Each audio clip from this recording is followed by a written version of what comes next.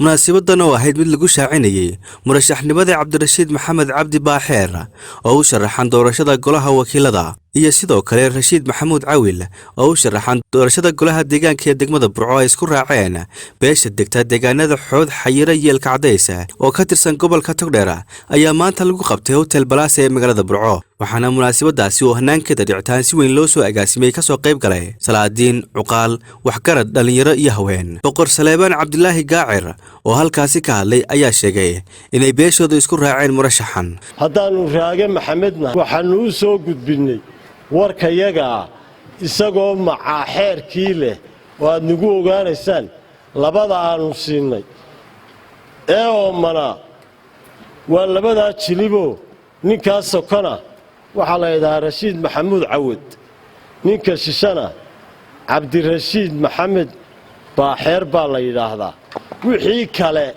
ee hadhowta soo baxa annagu shaqo kuma lihin ee la arkay ama xusbi arko ama tulweyne arko cuqaasha iyo aniga iyo waxa iyagu saasaan isu ognahay suldaanka guud ee beesha Axmed Faarax gaashaanbuur Axmed Faarax iyo guddidiisa iyo dadweynihiisa iyo gobolka waxaanu soo gudbinaynaa baaqeega noocaasa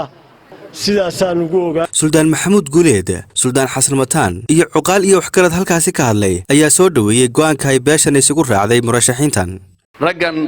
la soo cimaamaday musharaxiinta laga soo dhigay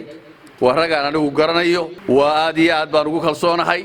xilka loo igmaday waxaan rajaynayaa inay ka soo bixi doonaan oo aad uga soo bixi doonaan waa baarigaya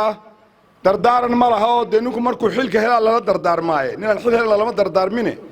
waxay mudan yihiin duco iyo soo dhaweyn maanta sayladda waxa soo joojisay laba nin oo muddo kara oo dalka iyo deegaanka iyo diintaba wax u qaban kara ayaa keenteen sidii ballanku ahaa inaanu ka guddoonnay beesha raage maxamed sharaxiintii ay u soo sharaxeen golayaasha wakiilada iyo deegaanka waxaan ku talinayaa in lagu dadaalo oo wixii dambe ee aynu soo saarayna lagu dadaalo in cadaaladna cadaaladana la sugo oo ciddii qatan wax la siiyo qofka meel laga tegaya ha noqdo qof aan magaceena la degin oo reerka iyo dalkaba wax ugu jira allah idii siyaadiyo dadka inta hadhay ama gaashaanbuurna waa si arga hore u sheegeen inay ku daydaan way wanaagsan tahay ummadda wuxuu tari lahaa waxaanu marakanahay inaa dariiq wanaagsan jeexdeen maayirka degmada Burco Ustaad Maxamed Muraada iyo xubno kale oo iyaguna halkaasi ka hadlay ayaa la dardaarmay murashaxiintan labadan oday halkan fadhiya sida runtii waa rag aan isleeyahay wallahi xasiibuhuma waa rag u qalma meesha lagu wado waa soo dhaweynaya mar labaad waxaana loo baahan yahay in doorashadii hore qaabkii wax loo doortay wax lagu sii abtigay Boqor Saleebaan iyo guddidiisa iyo cuqaashiisa iyo jiif caaqilada iyo haldoorka reerka hadda ahaantii gunta ka soo tosheen oo ay soo galbiseen oo ay gobolka Togdheer dhex keenteen de waa guul weeye anigana sharaf bay ka waanan u ducaynayaa waana la dardaarmayaa de Sheekh Cabdirashiid Maxamed Cabdi Baaxeer de dhinacna abtibaan uga hayo dhinacana waan ka faraxsanahay ninka kale Rashiid isagana waan u ducaynayaayo go'aamada fiican ee qaadana iyo dadka wanaagsan ee soo xulanna runtii ma noqon doonaan dad ku kooban dadkii soo doortay wax qabadkooda wanaga ay soo dhaweynayna hadaa meesha timaadaan waxa la idinka baahan yahay waa in la idinka helaayo wanaaga dibaanadii u soo kala xuleen oo ugu hambalyeynaa waana laga filayay sidii rag hore halkan ka sheegay inay hormuudka iyo talada leeyihiin waa la filayay waana kaga dhabeeyeen intayada kalena waxa ku waajibay inaanu idinku hambalyeeyno aad iyo aad baan arinta idinku hambalyeynaa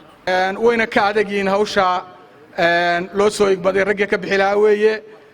waa raggii horumarka keeni lahaa weeyaan isleeyahay ugu dambeyntii murashax Cabdirashiid Baaxeer iyo sidoo kale murashax Rashiid Maxamuud oo halkaasi ka hadlay ayaa ka daran celiyay xulashada iyo taageerada ay u muujiyeen beeshoodu la ii soo doortay inaan isu sharaxo golaha wakiilada sida uu sheegay gudoomiyaha rugta ganacsiga golaha wakiiladu wuxuu noqon doonaa ma insha Allah taala saaxiibada kale ee sanadkan la soo xuli doono insha Allah aan rajeynayno xariga isku xidha gobolkan iyo dawladda dhexe ee la mariyo baahida gobolka cabashooyinka faraha badan ee gobolka Togdheer aan moodo moojicid lala hadlayay aynu maqlaynay intaas oo sanadood ilaahay idinkii waxaan rajaynaynaa inaan noqono kuwa aan mahmaahdi ahayd niman inta la doortay iska tagee inaanu gobolka Togdheer xarun ka dhigano waxaa ii qorshe ah insha Allah inaan xeer hoosaadka golaha wakiilada lagu daro ninka gobolka ka shaqayn waaya in la casilo oo la soo dacweyn karo oo xeer hoosaadka lagu soo daro